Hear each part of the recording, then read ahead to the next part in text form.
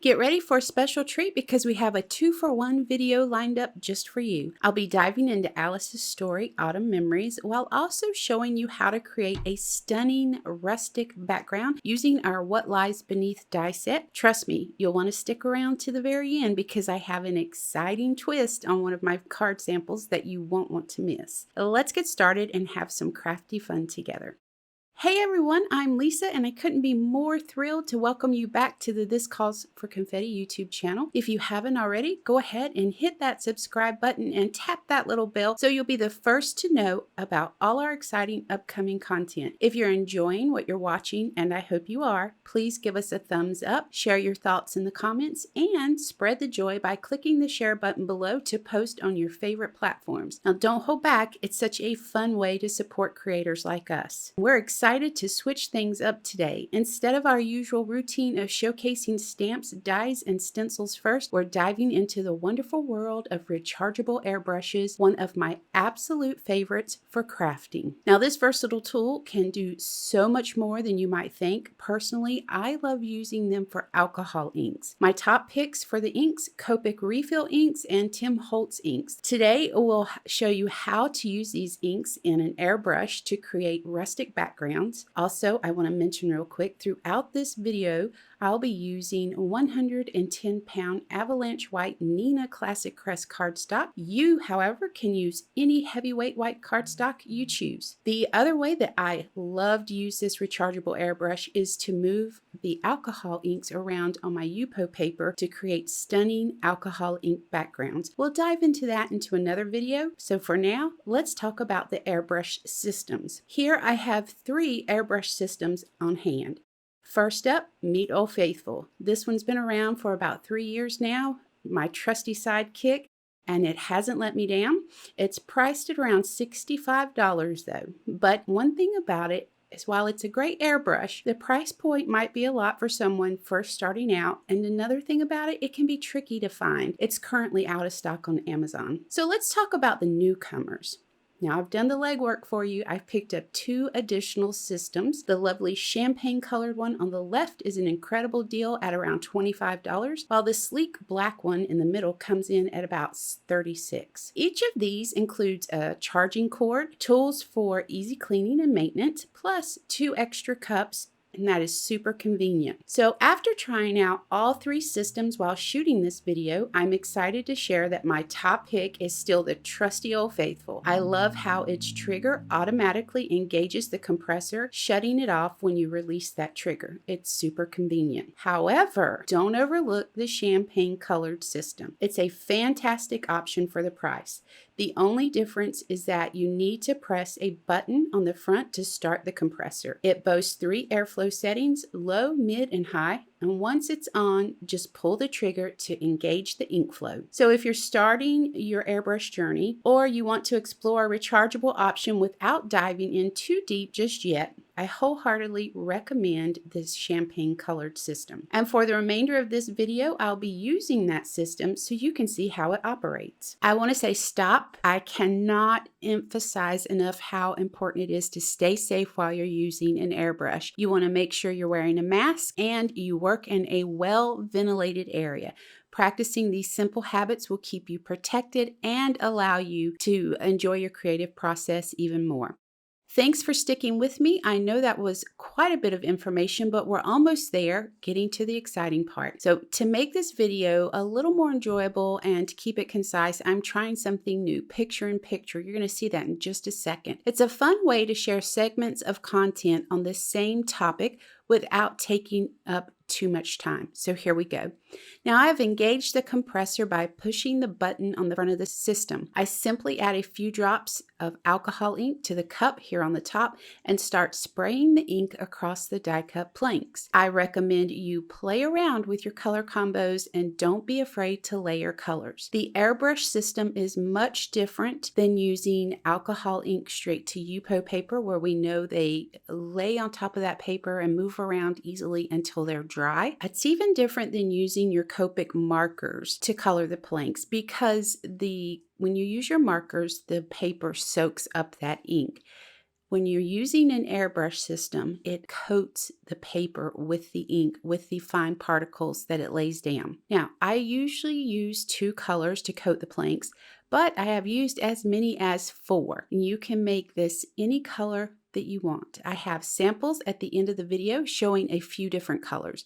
Real quick, let's talk about splatter boxes. I'm using an old Simon Says stamp kit box, but whatever you have on hand will work. Just be sure to use some type of box to protect your work surface. Now notice I have some sheets of printer paper laid down. This allows me to temporarily adhere the planks to the paper with repositionable tape. And once I'm done spraying the planks, I can lift the entire sheet of paper out of the box, set it aside, and keep working. So here's a look at the difference between an airbrush plank and a plank that was colored with the same colors of Copic markers. You can definitely see the difference between the two. The one on the left, the ink saturated the planks, while the one on the right, the ink coated the planks. Now that I have my planks covered with ink, I'll adhere them to a piece of black or brown cardstock cut to 3 7/8 by 5 1/8. Now a quick tip is to use a black or brown marker to color white cardstock where the planks meet. We're going to put liquid glue to the back of each plank. We're going to butt these planks up against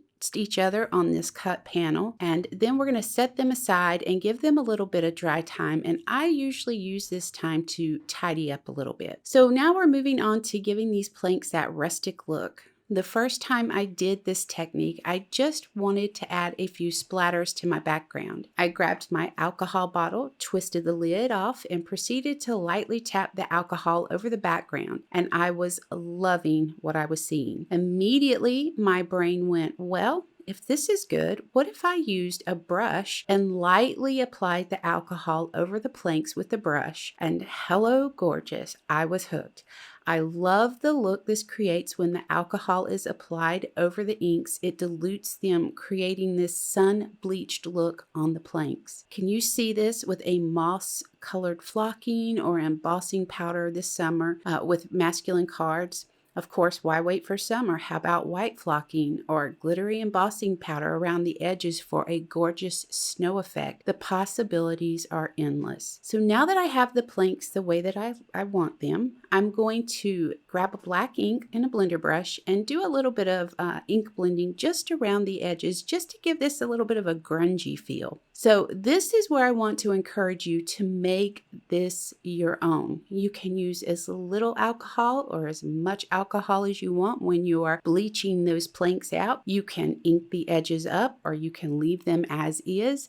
It's your masterpiece at this point. All right, let's put these pieces aside for a bit to dry. In the meantime, let's dive into stamping an image from the Autumn Memories stamp set. This one's part of the second edition in Alice's Story collection. If you're new here, this collection is super special to me. It's my way of honoring my amazing mom. Each package has a little memory of her that connects to the images in the stamp set. Plus, we donate part of the proceeds from this line to the Hospice House in Smithfield, North Carolina, the place where we all came together during the last week with mom. Now I have my paper in the stamp wheel, and I figured out that if I place it at the top, I can just leave it there while using my quick color stencils, and it allows me plenty of room to maneuver those stencils around while I color the image. This way I can stamp over the image one more time before removing it from the platform. It's super convenient. I stamped the image with Memento Tuxedo black ink the first time. I won't have to worry about smearing black ink while ink blending over that stamped image. This has me grabbing that quick color stencil at this point. I'm grabbing inks and blender brushes. Now I'm using Simon Says Stamp Positively Saturated inks, and I've picked colors that are muted because I have something fun in mind for this image. Starting with the nutmeg ink, I gently tap the brush on the pad and start to apply the ink in areas where I want it to be the heaviest. Once I start applying it heavy in those areas, I'm going to start to lightly blend it out. Honestly, you can use one ink to achieve this look just by lightly blending that ink outward. For the stems, I'm using cappuccino and latte. Be mindful of this little circle above the right stem. That's the top of the stem. The blooms, I used fawn and cozy ink colors, and then back to the cappuccino Frappuccino, and Latte inks for the leaves. These stencils are so easy to line up. Just give them a little twist to align them over the stamped image, and once in place, apply your favorite inks. Notice the picture-in-picture. I want you to see you can use these same stamps and the same technique using your MISTI. Also, the little clusters of odd shapes on this stencil, that's the details of the pumpkins. So for this panel, I'm using a black ink, but you can use gels and paste to create texture, or grab a jelly roll pen and use that stencil like a spirograph to color these areas in. You can see me demonstrating that in that picture-in-picture in the top right-hand corner. And that's going to bring us to die cutting our stamped and colored images using the coordinating dies. I did all the die cutting off screen to save some time. I do want to mention I cut extra pieces from white cardstock so I could layer them to create dimension. Plus, I'm going to sandwich the large web from the Wicked Webs die set between a few of the layers, as you're going to see me do here. I'm using liquid glue to do all of my adhering these pieces together. You can see where I'm heading with this card. I have to say I was pleasantly surprised at how elegant this card turns out. It makes such a beautiful Halloween card. Now the spider is from the Wicked Webs die set, and the sentiment and bats are from our Witching You stamps and coordinating dies. I really love sharing these tips on pulling elements from all your products, because the more we use them,